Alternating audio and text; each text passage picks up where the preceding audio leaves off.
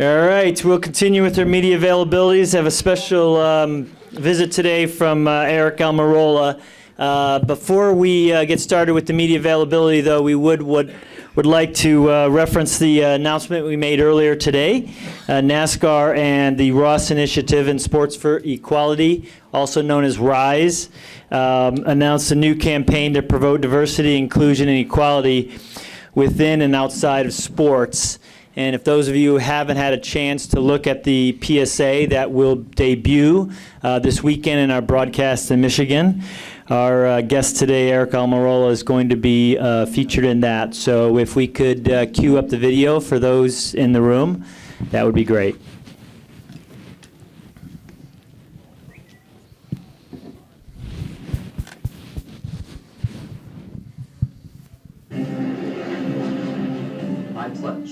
I pledge. I pledge to treat everyone with respect. Respect and dignity. I will not tolerate discrimination Or harassment of any kind. I will speak up whenever I know discrimination is happening. And I will stand up. Get up. Rise up. For victims. Take the pledge at risetowin.org. It's nice to see you, Aric. Appreciate you participating in that. I know growing up as a Cuban American and having a kid, tell us maybe a little bit about why this was important for you to be part of. Well, this is important for me to be a part of, mainly because the diversity program meant so much to me to get to where I'm at today. In sport and in life, everybody needs some sort of break to make it to where they're at today. And for me, that was my break, was the fact that Joe Gibbs Racing and Reggie White, along with NASCAR, got involved and created a diversity program. And I sent in a resume, and because of the fact that my family was from Cuba and my background and my heritage, that gave me an opportunity. And so that was the opportunity that got me to move from Florida to North Carolina and go drive a race car for a living. And so to have that opportunity, is obviously been very special and very meaningful for my career. And so this was a great opportunity for me to give back and try and continue the awareness and knowledge about diversity in our sport, and really just creating inclusion and equality in our sport. And I think NASCAR's done a spectacular job with that over the years, and continuing to grow that demographic and really make our sport a lot more reflective of the demographic of our country. So it's been fun. It's been good. Yeah, thanks, Aric. And to that point, we have in the media center here today a couple people I'd like to recognize. He referenced NASCAR leading our multicultural development initiatives are Dawn Harris. Dawn, can you wave for the group if anyone wanted to talk to her afterwards? And sitting to her left, a special guest from RISE, Hayes Grooms IV, who is the Director of Talent and Partnership at RISE and helped coordinate this activity. Hayes is back home. He's a Detroit native, played basketball at the University of Michigan, a school up the street. So if you want to chat with Hayes afterwards, Hayes and Dawn will both be available. So pivoting toward something that you just concluded, which was practice. You were here for the test, so perhaps give us a little bit of a sense of how you feel this rules package is playing out, given what you felt when you first were at this track and what you felt today. Today wasn't much different from what we experienced at the test. We only ran maybe 10 laps before the rain came in with this package at the test. And me and Austin Dillon, I think Kyle Larson and Truex were all part of the test, and we all, as soon as we ran it, thought, yeah, let's give it a try. Obviously with the less downforce, we hope, and we're all pretty confident that it will create better racing. At least with the cars behind, they won't be as affected as bad with the dreaded dirty air that we talk about all the time. So I feel like continuing to make the race cars sleeker and get more and more downforce off the car is going to continue to allow more air to flow to the cars following, and that will in turn put on a better race. And I'm really excited about the fact that not only is it really cool to go 220 mile an hour at the end of the straightaway, but that we have to slow down to 180 mile an hour in the middle of the corner. For a race car driver, 220 mile an hour is fast and it's fun.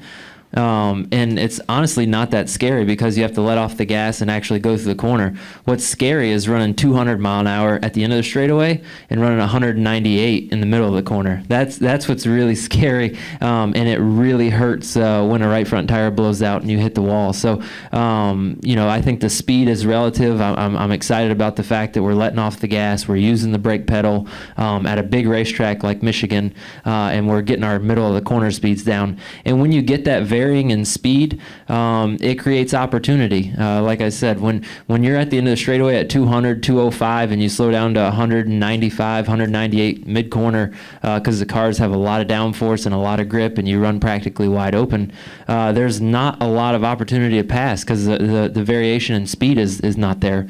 So now with a 40 mile an hour variation in speed, it gives other guys opportunities. You can drive in the corner a little deeper, you can lift a little sooner. It really opens up sort of the driver's toolbox, if you will. Okay. All right, we'll open up with questions from the media. We'll start here to our left with Rachel, and then we'll go to Bob. The PSA that we just viewed. Yep. We're seeing now in professional sports a lot of athletes and a lot of organizations and something like the You Can Play initiative where they're taking a stand against anti-discrimination, anti-bullying, anti-sexual assault, anti-homophobia. Why is it important for NASCAR to have a voice in these societal issues?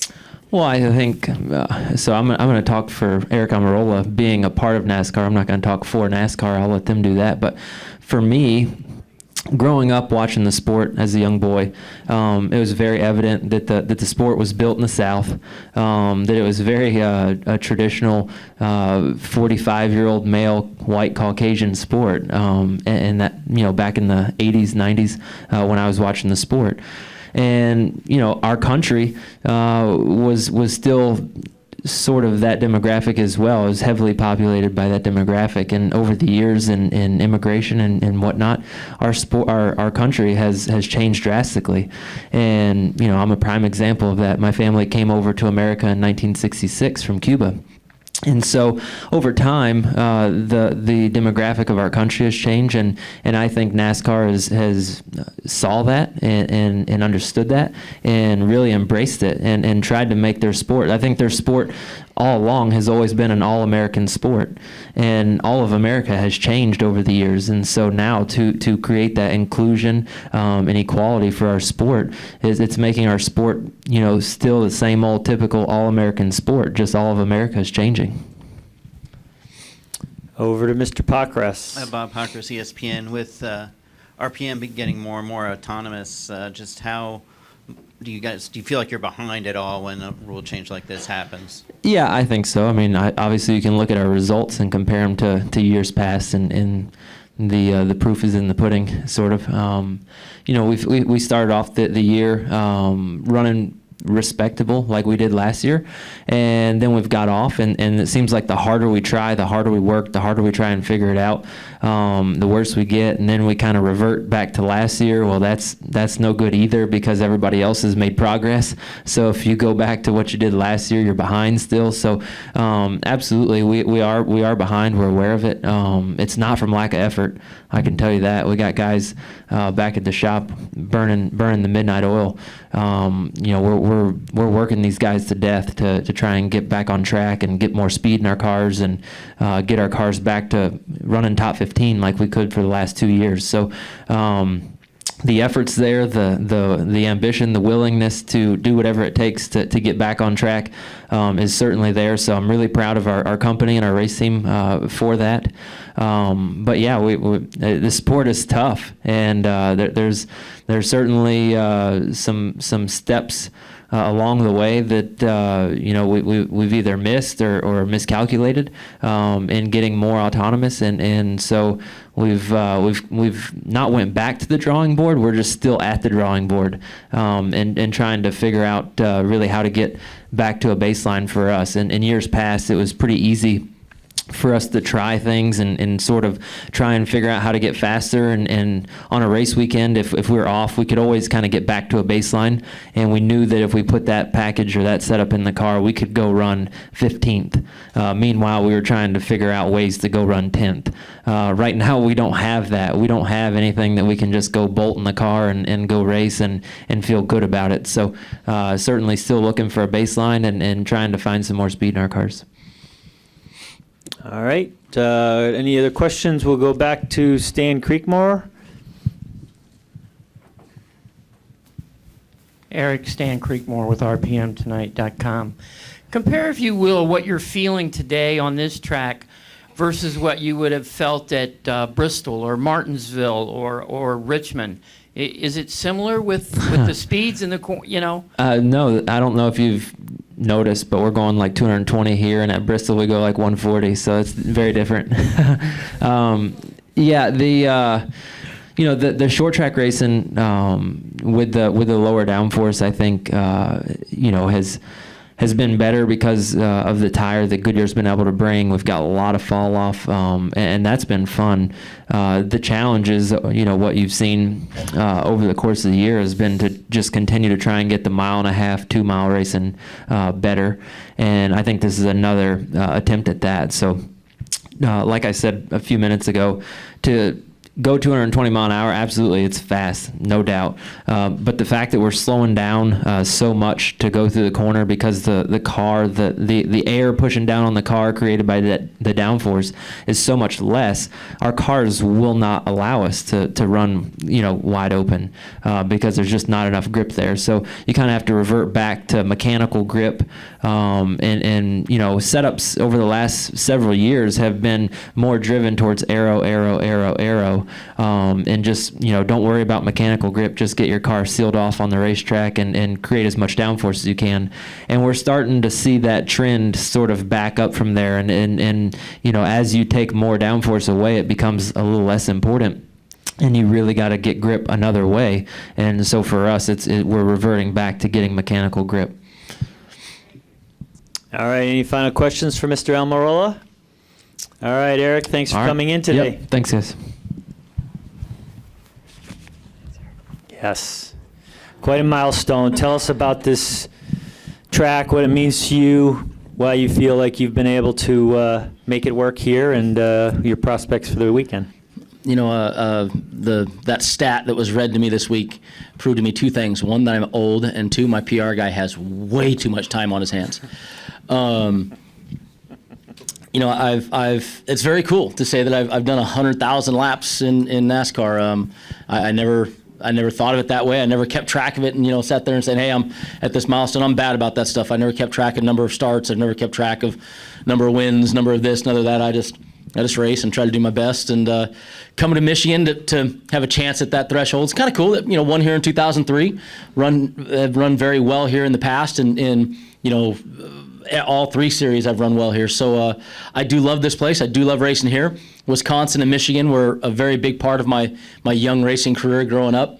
So to be able to hit a milestone at a place where I have so many old fans and so many old friends, it's very special. I'm excited to be able to have that shot at it here. Great. Open it up, questions from the media for Mr. Gaughan. We'll start over here to the left with Mike. Hey, Brendan, I once rode in a truck with you around the Ford test track. I think you were trying for the closed speed record. Dodge, the Chrysler, the Dodge SRT 10. Okay, sorry. Right. I've been with all of them. It was fun. It was fun. We nearly hit a deer and a whole bunch of other things. But anyway, you've been around a long time. You've done a lot of stuff. Did you ever achieve really what you wanted to set out, to run a long time in Sprint Cup, or did that sort of pass you by, or how did it all work out? I can't really say that my career went the way that you think it is. Unless you're Jimmy Johnson or and win every other year. I don't think everybody thinks their career is going to go that way. Mine definitely did not go the way I planned it, but I never planned on this being a career. I never thought about being a race car driver for all my life and being able to have the opportunity to do these things. So for me, I never dwelled on it. I just keep trying to do the best I can. And I wish I would have come to Richard Childress Racing like 4 years earlier. I definitely think my career would have been gone down a different road had I got to Richards earlier. But when I told him in 2012 when I got there, this is the last team I want to race for. I'm really happy here. I'll be happy when if I get to keep going. I'll be happy if it stops. I had a lady today that Michigan brought in the track. Things like this make you realize that I've been very lucky. I'm pretty special. A lady I rode on a plane with 5 years ago or something like that, and I gave a hat to. Her name is Carol. She's 78 years old and had never been to a racetrack, and they say that she calls all her friends and calls me her guy every time that we're on TV. And she wrote a letter to the track, and the track got her in, did a whole meet and greet with her family, and those sorts of things. Just being a goofball and meeting some random person on an airplane, and that woman now, spent the last 5 years of her life calling me her guy and watching.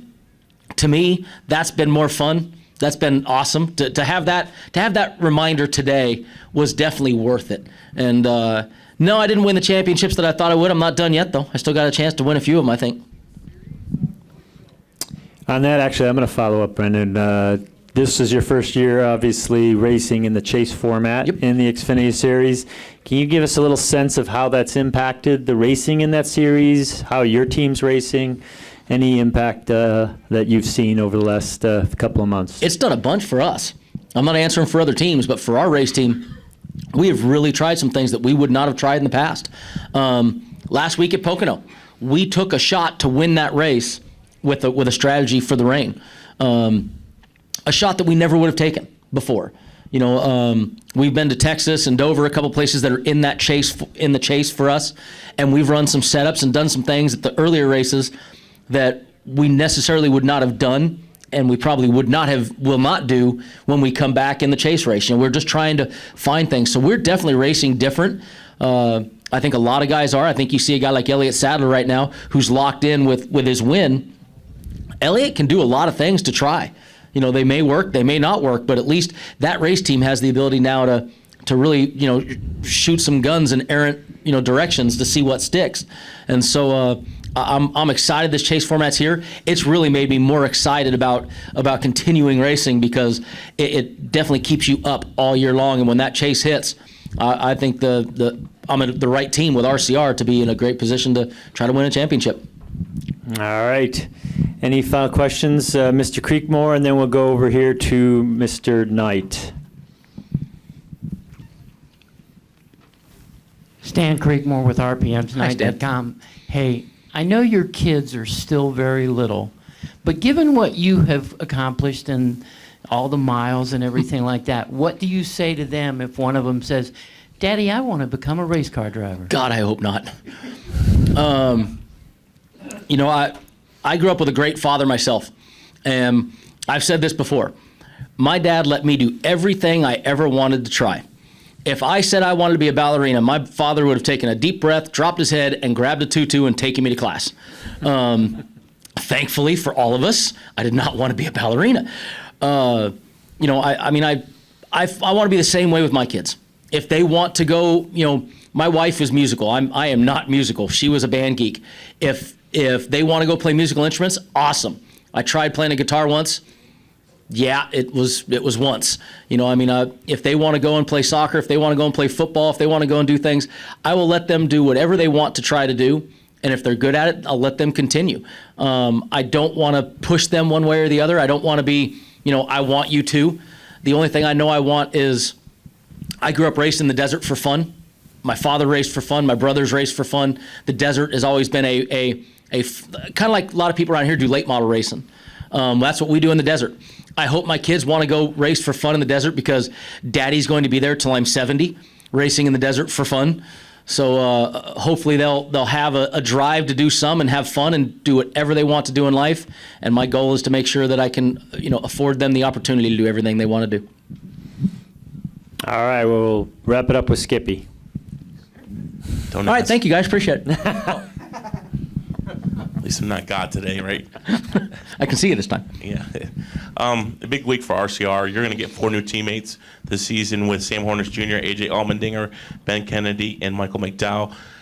how can they help RCR overall as a program, and what do you think we can expect from Ben Kennedy next weekend in his Xfinity debut at Iowa? Ben Kennedy was the one I didn't know about. I knew that we had Sam and Michael and AJ coming for road race and stuff. I'm really excited to have Michael and AJ on the program for the road races. AJ Allmendinger, come on, I mean, he's put on one heck of a show the last couple of years, battling with him and Brad and I can't remember the Australian kid that I like so much. Marcus, thank you. I love Marcus. I can't remember his name. I'm getting old. See, can't remember things. So I mean, I think they can help this program a lot on road racing, which we've won I won Road America in 14. Paul Menard won it in 15. So I definitely think that Michael McDowell is getting the Road America race. If I'm Michael McDowell right now, I'm licking my chops. I'm excited because he's got a great organization to come to for that. And then Ben, great for Ben. This is a great opportunity for him. He's got, a ton of experience. He's got a great crew chief that he'll be working with, in Danny Stockman, who's won championships at every level except for Sprint Cup.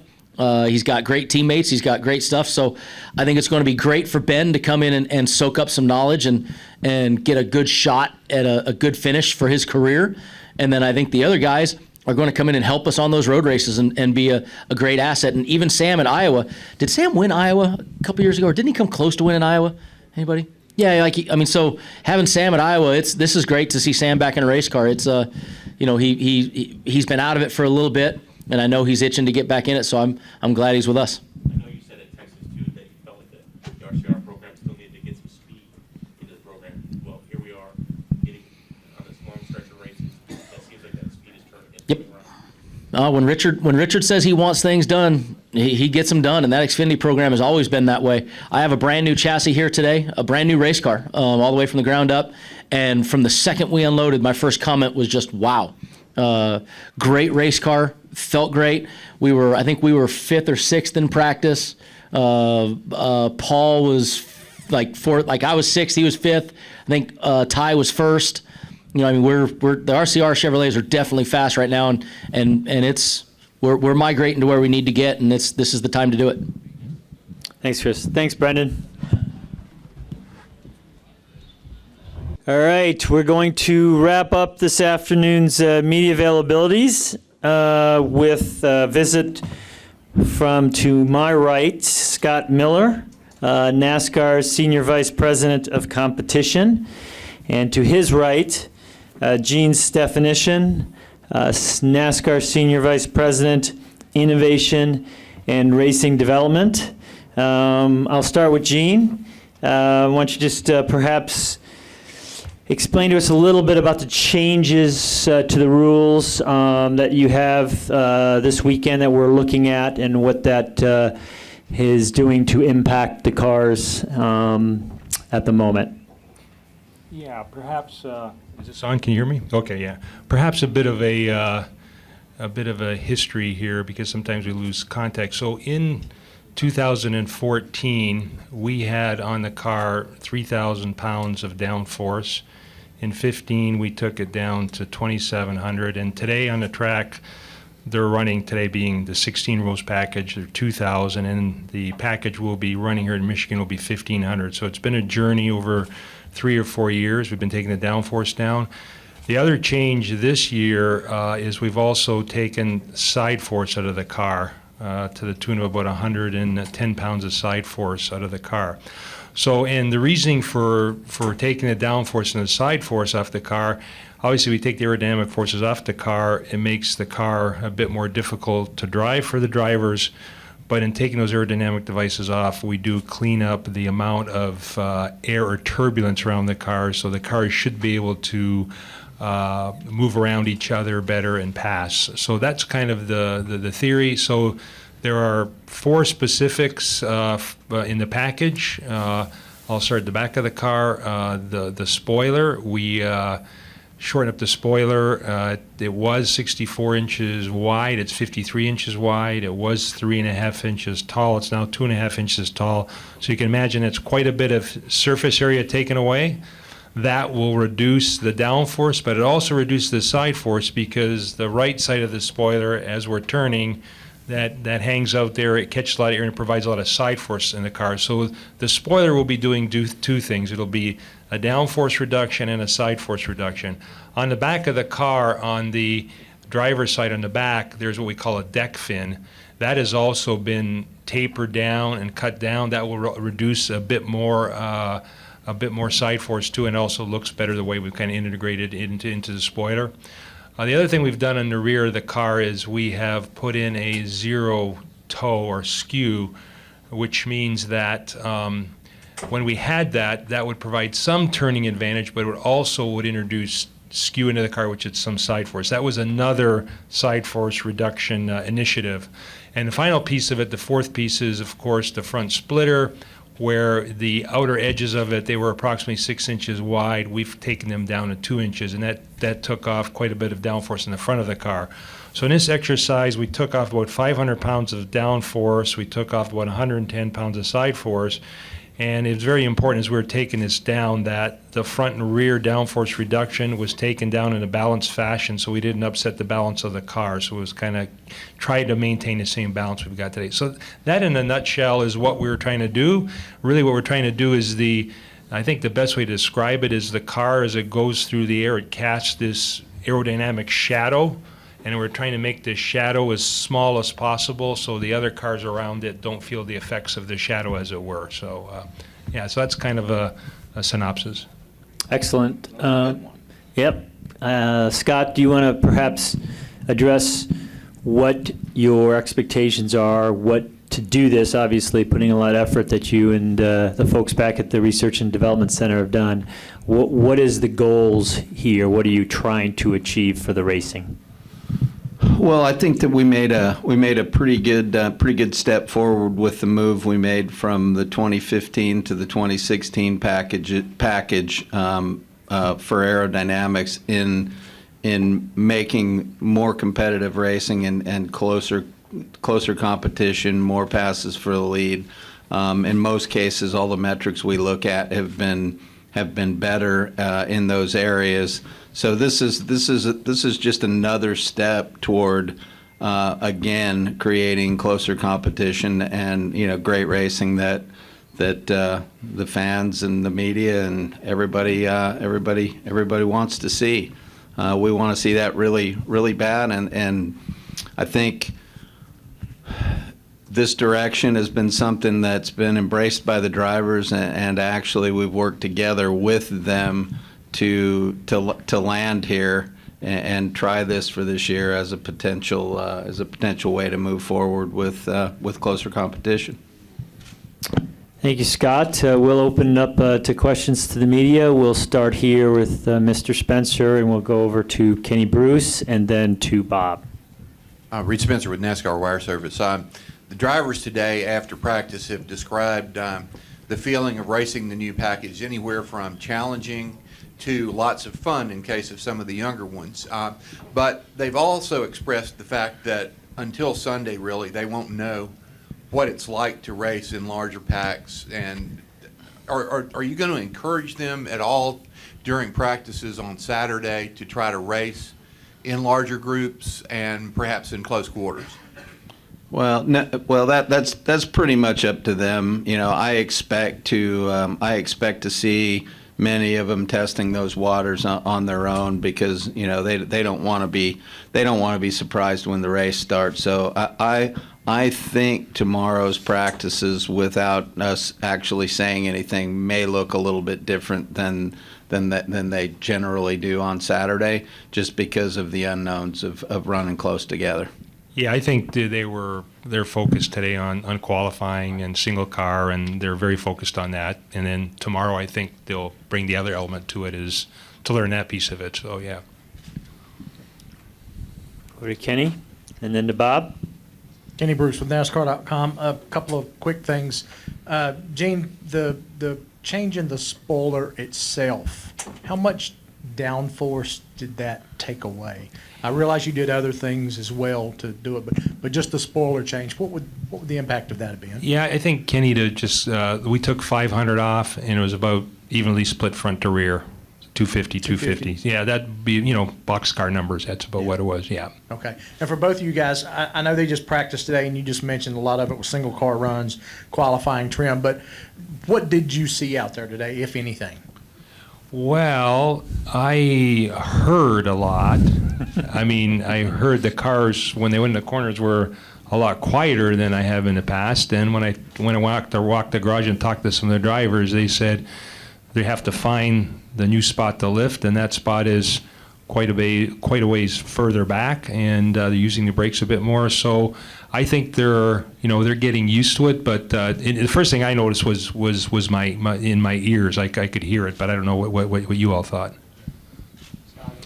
No, not really. And that to the first question about how much downforce got taken off by the spoiler alone.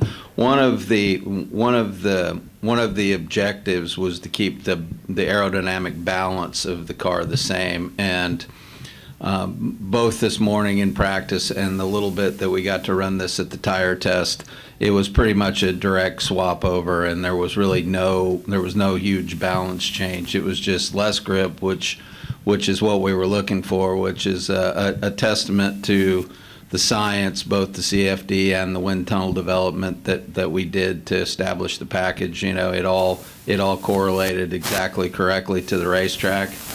And as far as today, I think it's difficult to visually see the difference, but when you look at the data from the cars, the speed trace is significantly different. The mid corner speeds are down a lot.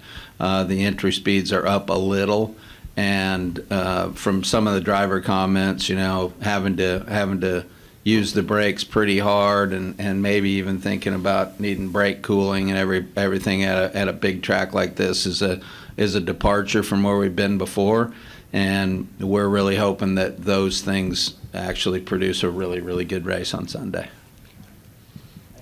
Okay, we'll go to Bob, and then down here to Brandt, and then over to Lee. Go ahead, Bob. Bob Hockers, ESPN. Two questions. First, were the speeds that you saw in practice today about what you would expect for the temperatures? And, are you okay with what they're running as far as before they do have to start lifting going into the corner? Yeah, I would say we, did our analysis. We came up with some numbers, simulation. We came here, as you know, it was 3 weeks ago, I think, in Michigan. We ran. It was very, very close. What we're seeing today is it's all in the ballpark. So we expect once we get them, racing and a lot of cars around each other, the speeds will drop as we always do. Sunday should be a warmer day. So yeah, right now from what we're seeing, we feel comfortable. And this one will be for Scott. You're about 5 races into the new lug nut rule and policy. Are you kind of comfortable with where you're at there as far as how you're officiating it and the penalties that you're issuing? As far as the penalties go, yes, that's what we plan on continuing to get it in check. And as we've said all along, we continue to work on different technology items to be able to instantaneously see things happening on pit road to a higher degree than we can today. And we're getting close on some of those things. Can't really talk much about what all those are, but I think you can expect to see some different strategies there on our side coming hopefully sooner rather than later. Down to Brandt, over to Lee, and then over here to the middle. Brant James, USA Today Sports. Of the downforce that you took away at the beginning of the year with the new package, what percentage of it have the teams engineered back into the cars at this point? Yeah, I think that's there's a lot of stories swirl around about that, and I think some people, we took about 700 pounds off. A lot of people said they've got it all back. That's not true. We audit cars, we take and put them in a tunnel, we measure them. I would say depending on the team, they would have probably gotten in an order of 1 to 150 back, somewhere like that. So, yeah, they haven't recouped all that back. So, yeah, that's And drivers seem, to like less downforce. They, talk about the increased competition and, good for the show, et cetera, et cetera. But the engineers are going to keep trying to put the downforce back in the car. How tricky is that sweet spot for you to sort of legislate with rules so it can be what everyone wants? Well, it's a little easier for us to stay ahead of that than it is for them to get ahead of us on that. So it's fairly easy to change rules packages and stuff to stay up and stay ahead of the development curve that they're on. But it's a good observation. You know, we reduce it, and they're trying to find. It's kind of like dieting, right? You know, it's a constant struggle. I think it's kind of an interesting journey. I think we got a couple of very interesting things coming up here. When we're done here on Sunday night, we're off to Kentucky. As you all know, we've got a repave going on there, and hats off to our SMI colleagues there. They've done some very interesting things on the track there with some new type of asphalt and all that. So we don't know how it's going to play out, but everything we're seeing so far, we're encouraged, and that'll be a very, very good learning exercise for us. And we'll have 14 cars down there Monday and Tuesday running before we go back there to race. So we'll be learning about the package in Kentucky. We also be learning about the repave. So we got a repave, and as you're probably aware, turn 1 and turn 2, they've increased the banking there from 13 to 17. So the track will be a bit different for the drivers. So some interesting things going on here in the next couple of weeks. A lot of learning going on, and for all of us.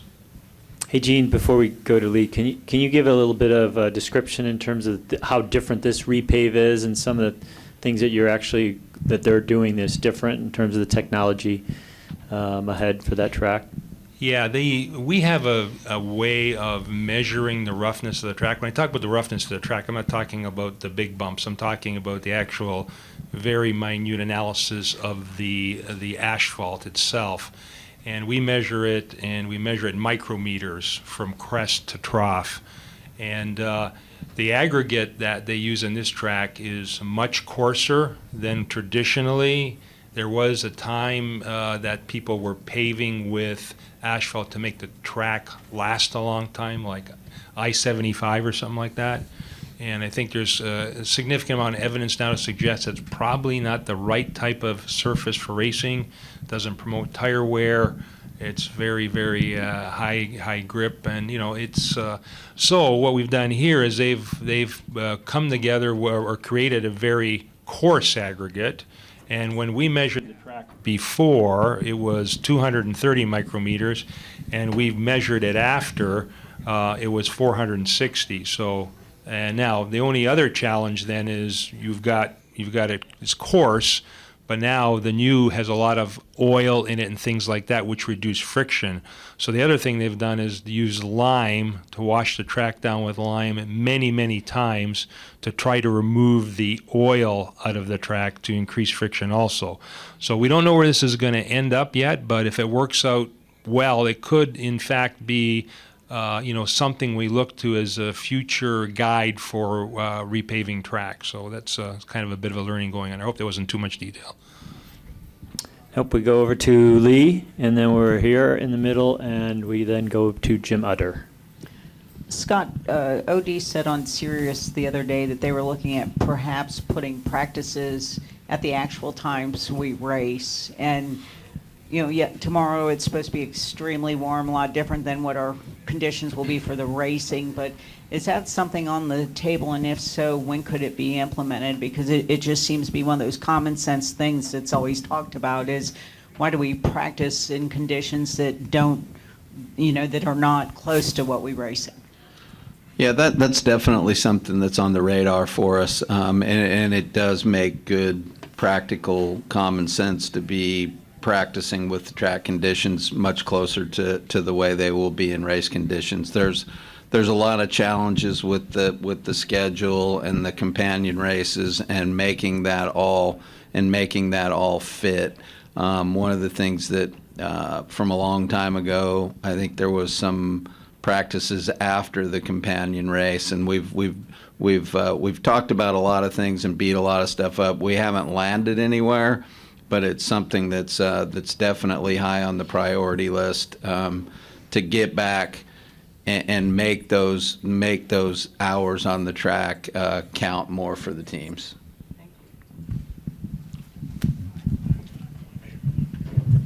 Larry Leach from AP. Curious how the changes this week, how do you think they'll affect safety? We've heard about how cars are expected to be looser in the turns, and I think that could lead to more crashes and some safety issues. Well, this is, I think, part of our journey. Why I mentioned we've kind of been chipping at this away over time. We also did come here several times, and last time, about 3 weeks in Michigan, to make sure we were okay there. And before we even embarked on this lower downforce journey, we knew one of the things we had to really work on was getting a bit of power out of the car. If we hadn't got the power car, we take all that aero off, we take a lot of drag off, we would have increased a lot of speed. So that was kind of the first installment into the whole thing, because we wanted to make sure we had that right. So from what we've seen with the drivers that we've tried here in Michigan and other tracks, I think they'll be fine. We asked them their opinion when we were here, what they thought about it, and they all thought it was good to go. So, and I'm sure with the time they have tomorrow, they'll kind of sneak up on it as they were today. So I think they're cautiously walking up and finding their new line and where they need to be. So, yeah. One of the other things that we need to consider in the question about safety is the fact that the mid-corner speeds are much lower. So obviously, lower mid-corner speeds, should there be an accident, are much better in the realm of safety. Yeah. So we're down. When we were here and we tested, we were down 10.5 miles an hour in a corner. So pretty significant speed reduction at the apex in the corner. Mr. Utter? Jim Utter, motorsport.com. Scott, as kind of a follow-up question to Bob's question earlier about lug nuts, I just wondered, after 5 weeks, are you surprised at either the number of violations that have occurred that you guys have had to address, and are you surprised at the criticism about the policy that you've received, considering how you got to this point in the first place? Well, we're going to receive criticism no matter what we do, right?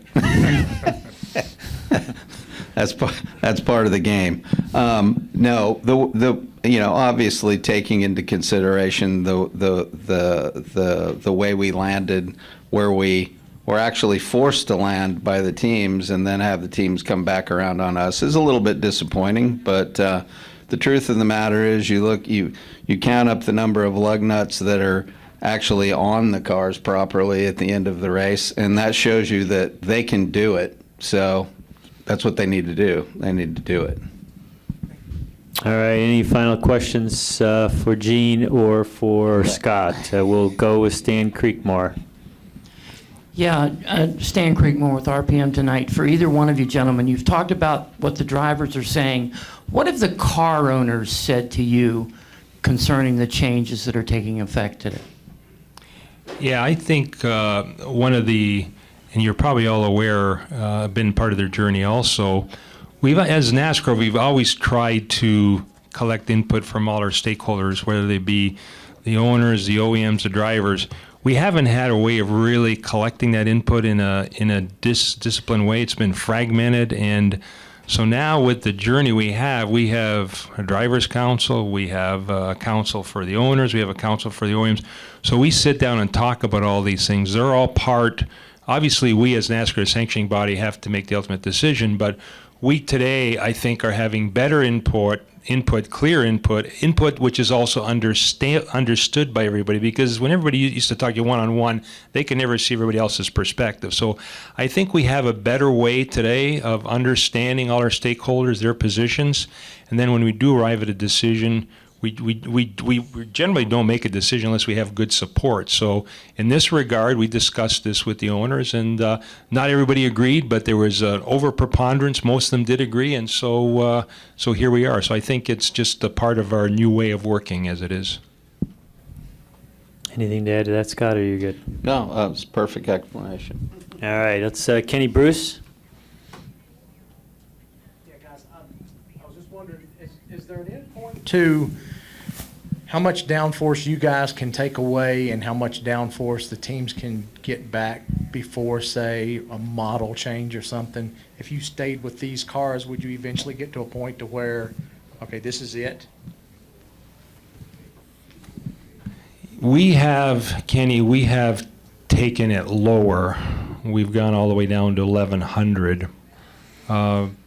And we didn't feel that comfortable there because then the suspension didn't work as it should. And I mean, obviously you could, if you spent a lot of time, you could probably perfect that. But I think we're kind of probably close to where we should be based on the knowledge we have now and input from everybody. So yeah, I'm thinking we're in a pretty good spot. But you know, you keep learning, you keep maturing, and maybe we'll see something else here. So. Yeah, there's certainly more to be had before it would become a model change, and really the trick to I think getting all of this right is really working not only on the downforce aspect that we're working on, but continue. You know, our partners at Goodyear have done a fantastic job responding to the 2016 Aero package. And, you know, I think they've learned a lot through the development. So just continued work between the aerodynamics, NASCAR and the teams and our partners at Goodyear, I think is really going to, you know, we'll through that continued work, which is always ongoing, is how we're going to really land on the sweet spot. All right, gentlemen, thank you for coming in. If you have any questions or follow-up, you can talk to a member of our IMC team, including some of the statistics that were cited today about passes for leads and the like. Thank you.